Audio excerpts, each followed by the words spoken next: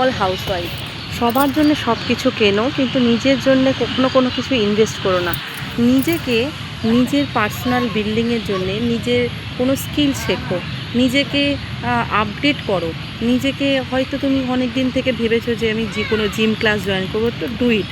নিজেকে যখন তুমি আপডেট করবে, নিজেকে যখন তুমি গ্রুমিং করবে, নিজের পছন্দের কিছু শেখা, যেটা গান হতে পারে, যাই কিছু যেটা তুমি ভেবেছো যে শিখবো, সেটা শুরু করে দাও।